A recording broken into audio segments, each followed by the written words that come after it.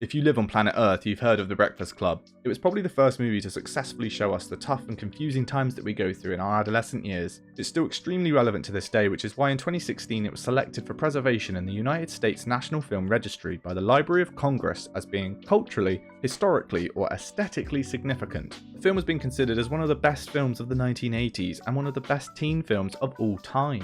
John Hughes was behind this movie, and his resume is quite the spectacle. This guy set the tone for teen drama movies, and we're yet to see anything quite as culturally significant in this genre of movies since The Breakfast Club and Ferris Bueller's Day Off. The soundtrack of this movie is also absolutely perfect. There's not a single song or backing track in this movie that doesn't fit. Some of them not only fit, but have gone on to be instantly recognisable thanks to the movie. We only have 7 people in the whole movie, minus a few of the parents at the beginning. And not only is the acting incredible, but the characters themselves are so well thought out and designed. They all feel like real people. Their outfits are iconic and recognisable, and they all represent a different demographic of people. Everyone has their character that they relate to the most. Very importantly though, in this movie, all the characters are shown that they matter and they are heard. They as a collective address taboo subjects and brutally break them down over the course of 97 minutes. Whilst only on a budget of $2.9 million, adjusted for inflation, and nearly the whole movie being shot in just one room, this movie broke the mold in terms of what you actually need to be a successful movie. If you have a small budget but a profound script, you'll be okay. $149 million worth of okay.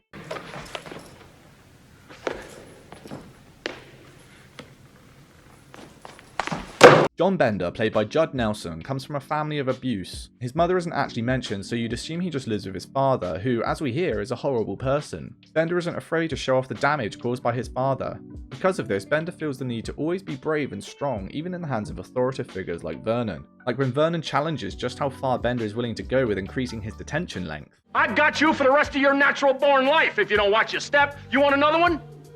Yes. You got it! Of course, when Bender does this, it's an element of, look how much I don't give a shit, but also I believe Bender doesn't care too much about getting detention because it's probably a nice break away from his home life. A lot of people would choose to spend their time at school with other people rather than at home with an abusive parent. This is even more true when we find out that he got detention because he pulled a fire alarm. This is one of the easiest ways to guarantee yourself detention. Bender is always told by people that he won't amount to anything or that he's no good, whether this be from his father, Vernon, or even Andrew. Bender consistently shows that he has no interest in education or the school system or even making friends for that matter. He prefers to have the freedom of not being told what to do or how he should live his life. Again, this most likely forms from his home life and always being bullied into doing what he's told.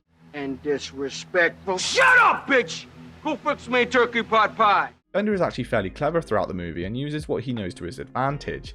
Like how he unscrews the detention room door so it stays closed, or how he manipulates people. What if your dope was on fire? Impossible, sir. It's in Johnson's underwear. Or even how he looks straight through people, like how he's able to suss out Claire and see who she really is, although part of this comes from being envious of her life and how much better it seems to be than his. He actually has most of the funny lines in the movie too, and a lot of it comes from quick wit. Thinking of a witty response quickly on the spot means that you have some good level of intelligence. Out! Thinking of trying out for a scholarship. Bender is an outsider for the way he thinks. Constantly wanting to rebel and think freely also means that you don't feel comfortable in most friend groups, which is why Bender is seen as a loner to the others at first. This is until we learn that deep down, Bender is actually very compassionate about people and especially his friends. When you think about it, Bender was never mean towards Allison. In fact, he even seemed to be chill with her. That's because she clearly for the most part thinks the same as him and prefers to see the world in a more creative approach, questioning why instead of following everyone else. We'll get more into her soon. We learn that Bender prefers to surround himself with genuine people, and by the end of the movie, that is the feeling we get. These characters all share genuine moments in a judgmental environment, and they learn to grow from it. Yet Bender still seems to have not developed that much, right? He's finished the movie still pretty much the same guy, but now he has a side hoe. But who is largely responsible for all of these characters getting some form of growth? Bender. He is responsible for the group even largely talking and behaving more like themselves in the first place. Bender gets the door closed, uses comedy to ease the situations, guides them all out of the room to his locker to get his weed, which they then all smoke, which causes them to relax. Or not. He takes responsibility and guides Vernon to him in the basketball court so the others can get back to the detention room easier. He questions Vernon a lot in front of everyone to perhaps get them on the same wavelength of fighting authority, constantly breaking rules and making the others question why they're even helping him in the first place, and being a major part of the scene where they all talk about themselves and the reasons they're in detention. Bender shows that he's a natural leader because of his free thinking and not being afraid to question the system. Not just the system, but life in general. Not everything has to be so serious. He believes it's better to be yourself. This guy somehow made the name Bender cool. I mean, when I was called a Bender in school, it wasn't for a good reason. There's a powerful scene where Vernon shuts himself in a closet with Bender and threatens to hurt him. It's such a powerful and emotional scene. When would you ever hear or even think about a teacher doing something like this to a student? Vernon knows the kind of kid Bender is. He knows he can threaten him like this and get away with it because he has so much power and respect. People wouldn't believe Bender even if he told them that this happened. Bender shows that he isn't really this mean character he's portraying himself as. Just like with his father, Bender doesn't fight back. This is because he's in a position of weakness. Bender isn't invincible. In fact, it's quite the opposite. Bender is afraid. He has to always make sure no one can hurt him like his father does. This is why Bender acts the way he does. Deep down, he's a misunderstood young man who wants to do good, but is now perhaps too far from recovery. Yes, he may be the leader figure with jokes at the ready, but when that's all said and done and school finishes, where does that leave him? I'm glad that by the end we see a more vulnerable human side to Bender, because at the end of the day, he's just a teenager and has a lot more learning to do about the world. Figuring out how to express himself without harming others and doing so will be a big learning curve for him.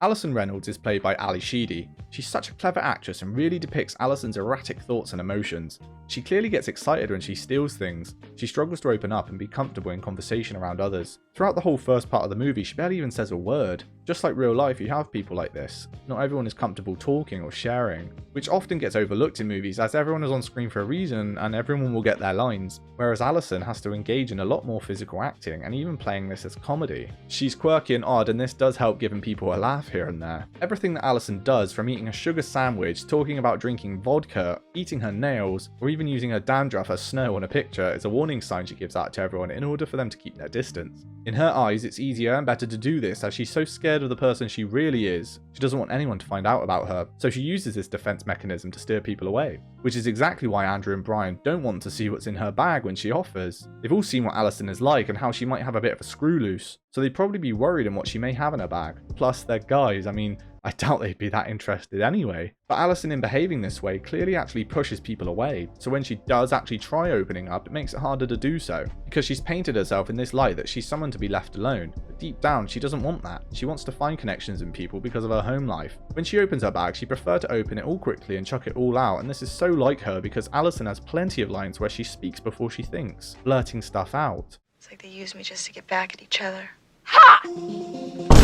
She sometimes has something building in her because of how little she talks, so eventually she's going to spill something that she's been holding in. So the suspense of showing Brian and Andrew her bag is too much for her and she preferred to get it all over and done with, hence tipping everything out quickly. She's also probably a little annoyed that they said no to her opening the bag, so her opening it like this is in character as she's still displaying that she's weird and she's owning it. Allison is relatable to a lot of people. She mainly stays out of the way as she's too anxious to join in because she doesn't feel like she'd fit in anyway even if she tried. She thinks she's weird and outcasts herself, even going as far as completely lying about something just so she doesn't get judged for initially saying what she really thinks. But in doing this makes herself seem less trusting, as in this scene her lies led to Claire unwantingly telling everyone that she's a virgin. Allison struggles with conversation and opening up. This is because of her home life and being ignored and neglected. Ali Sheedy is amazing at showing how much she's trying to figure out what it is she wants to say, looking uncomfortable and her eyes darting from the conversation back to the floor, so desperate to join in and just be accepted. When her disguised behaviour gets caught out and exposed by Andrew, she can't handle possibly talking about her real emotions and feelings, so she moves away from them. She's scared of what could happen if she spoke the truth of how she really feels. After this scene, Andrew asks why she doesn't just talk. She speaks out finally and shouts out to Andrew that he has a problem.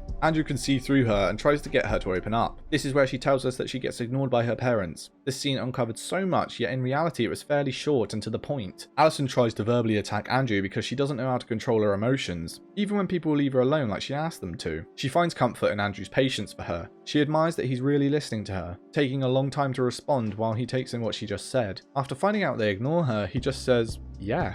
And that's the end of the scene. Andrew doesn't need to say anything more than that because Allison felt understood and accepted for once in her life, something she's been missing.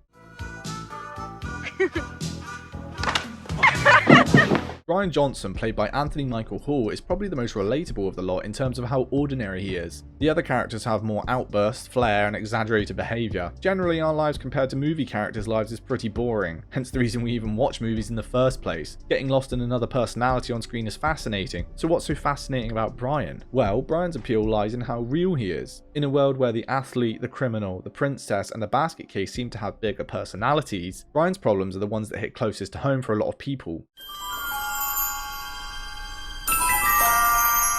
He's not trying to be anyone other than himself, which is rare in a high school environment that's so obsessed with labels and cliques and popularity. He's the one trying to live up to an impossible standard put on him by his parents and society, and he's not just fighting for grades or success, but for his own sense of worth. Brian is so overwhelmed by this that he actually tried to game end himself, or sewer slide, if you get what I'm saying. This shows the horrible pressure that's put on young people to perform and succeed at such an early age. It has taken lives before, and more will come if the system isn't changed to a healthier alternative for these young people. He doesn't act out the way Bender does or retreat inwardly like Allison. He takes it in and reflects. In the quieter moments when the group is starting to bond, Brian is often the one asking questions that get the others to reflect on their own lives. Take the scene where he opens up about his fear of disappointing his parents, or when he vulnerably admits he doesn't know what he's doing or who he is outside the expectations others have placed on him. His honesty is respected, and he's comforted for this. You'd expect someone like Brian to possibly not have that many friends, so now this is surely to be a moment for him to remember because he felt like he really bonded with them. Brian doesn't need to be flashy, he doesn't need to stand out,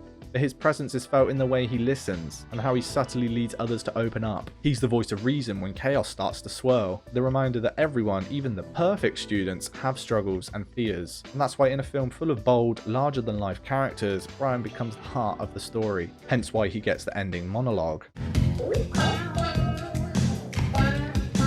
Andrew is the high school jock who seems confident and proud of his athletic status. However, he feels trapped by his father's expectations, who pressures him to dominate in wrestling. He can't think for himself, which is why he's so good in sports, but it's also the reason he got in detention. Andrew Clark, played by Emilio Estevez, reveals he's ashamed of bullying another student just to impress his friends. Through this, he learns to see others like Brian and Allison as more than stereotypes. His character arc highlights the toxic side of sports culture and parental pressure. Andrew's always being the teacher and telling Bender what to do and what not to do, because he's always been told the right things to do. His father's always been bashing into him to do the correct things. He's so full of testosterone and needs to assert dominance because his mind is so obsessed with being a winner, and therefore making sure the loser, aka Bender, knows his place. When he smokes weed, he actually feels free for the first time in a long time. He's able to let go and have some time to enjoy himself, which he rarely gets because he's always thinking about the next wrestle or competition. It's nice for him to stop thinking about what he should be doing and instead just be. Even still, in this sequence with Andrew, he stays true to his character as he displays his athleticism.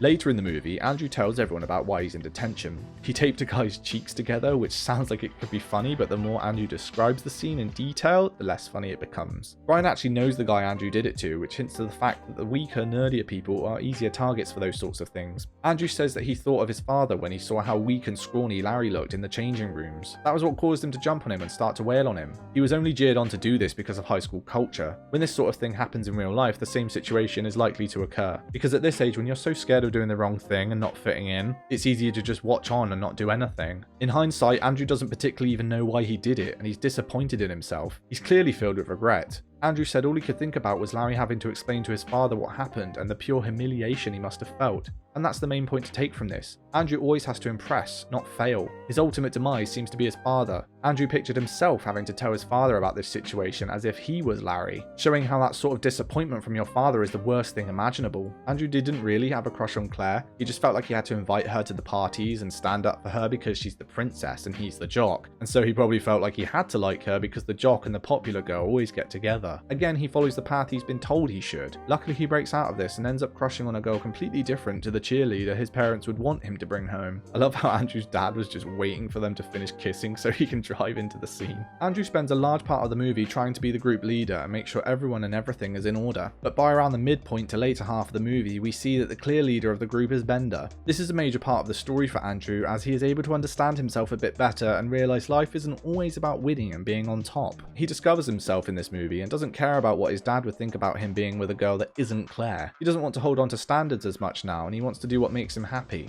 He realized that this detention was probably the most fun he's had since starting school. He understands that just because Bender may be a loser in the school system, that doesn't mean he doesn't have any likable qualities. Bender shows to be the leader of the group, and they listen and follow him without particularly knowing why, as stated by Andrew himself in this scene when they go to Bender's locker. So then what are we doing? You ask me one more question and I'm beating the shit out of you. Bender is free and enjoys being rebellious. This is a great way for him to release pent-up anger, which is something Andrew has never really had the chance to do. Bender being the leader, as I said, means technically he wins against Andrew in this aspect, but that doesn't mean Andrew has anything to be worried about. Winning isn't always the be-all and end-all.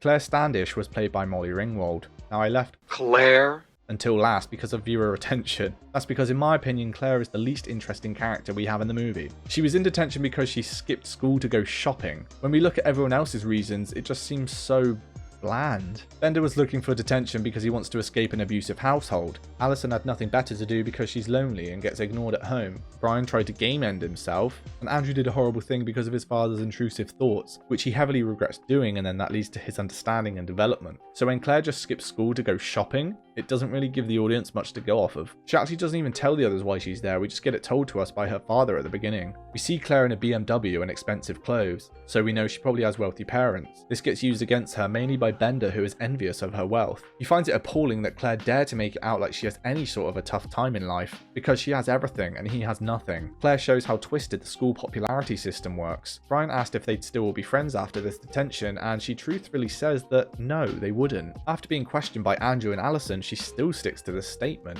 Even then, Bender calls her out for being so fake. Brian listens to the argument about whether or not someone like himself and Allison will get ignored in the school halls. He finds it disgusting that even after their time spent together today and the bonds they've created, Claire and Andrew would still likely ignore him. This is where Brian goes on to tell us the pressure that gets put on you in school and how it can lead to horrible thoughts and feelings, pushing the idea that when you're in a group at school, that's it. It's very damaging for young people. This only increases the likelihood of bullying and depression in these teenagers. Claire says she hates being this way and hates having to agree with what her friends say. You know what, Claire? You don't have to do that. She's always had this attitude that she can't believe she's here in detention with these guys, acting like she's better than them all. Claire is, though, an important catalyst to the conversation these guys all have with each other. Everyone likes to pick on the rich person because of jealousy and envy. Fuck that person for having more money than me. Doesn't matter anyway, they're rich at the end of the day, so they'll be fine. Bender, Allison, Brian, and even sometimes Andrew say boo-hoo to Claire's problems, even though Andrew largely sticks up for her most of the film. This is probably due to the reason he's a jock, and those guys tend to look out for the popular people like themselves.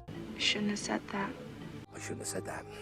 I should not have said that. Claire feels trapped. The fact she's always thought of in the same way by pretty much everyone doesn't give her that much of a chance to express herself for who she really is. Even Claire's parents use her as a pawn for arguments. Claire's mother says she's grounded, but her father seems to be more lenient on this matter and thinks she shouldn't listen to her mother as much, leaving Claire to not actually have the strongest idea of how her parents really think. Instead, her parents just want to get at each other through the use of their daughter. We struggle to empathise with Claire because yes, as Brian said, she is conceited and full of herself. In reality, it seems Claire has been following along her whole life and tries so hard to fit in with what her friends want to do that she's lost the sense of what's right, or how you should actually treat people. Growing up with parents that think so differently alters your perception on how you should actually behave, especially when you're rich and have the possibility of your parents just doing everything for you. This will of course inflate your ego and cause you to not actually think about others' feelings as much. Answer the question, Claire. Talk to us. When in the group discussion, Claire does a trick with her lipstick which Bender doesn't appreciate too much. Andrew and Allison both resent Bender for this. Bender makes a great point about what Andrew said to him earlier in the movie. I could disappear forever and it wouldn't make any difference. I may as well not even exist at this school. Remember? Bender shows that it seems to be okay for people to say very hurtful things to him, but when it's someone of higher social and popularity value like Claire, it's too far. Claire realises by the end of the movie to not be as judgmental about others and to stay in your lane. People will dislike her anyway her whole life just because of her parents' wealth. That doesn't mean who she is of any less value than anyone else. But that only works if she too doesn't think she's better than anyone else. And there we have it, John Hughes has created one of the most influential and iconic pieces of media in this movie, studying what drives a character from a young age and what influences them to act the way they do, showing how an abusive home life can completely ruin someone's chances of succeeding, how neglect can lead to all sorts of mental health issues, how the immense pressure of performance can actually stop life altogether, how performing like a robot can cause outbursts and a missing sense of self-worth, or how in the grand scheme of things, school is an extremely tough place socially and can cause people to behave in a manner that makes them embarrassed or induce self-hatred. This movie focuses heavily on the different personalities of these characters, and they're forced to spend all day with each other, even though they never hang out with each other in real life. The movie shows us to just like who you like and befriend who you want. It doesn't matter what kind of clique or group someone is in. None of it will matter when you leave school anyway. This movie has the best character understanding and development I've probably ever seen. It's captured the creative yet lonely time of school in the 80s. These years are your most important years in life. This is what shapes who you are as an adult. All it takes is one day, one interaction with someone in a genuine, non-judgmental environment to alter your perspective on people and life as a whole. So this movie gets 5 stars from me. Be sure to check out my letterboxd in the description if you're really interested in what kind of movies I've been watching recently. Also in the description is my Ko-fi link where you can go and donate to help me out in making this my full-time job and chasing my dream. Subscribing would also be amazing, as we're now about halfway to 1,000 subscribers, which is just amazing. So thank you to everyone that's subscribed, and just anyone that views the videos in general or likes or anything or comments. Really means a lot. And on that, we conclude the movie and the video. Don't you forget about me. Oh, brother, this guy stinks!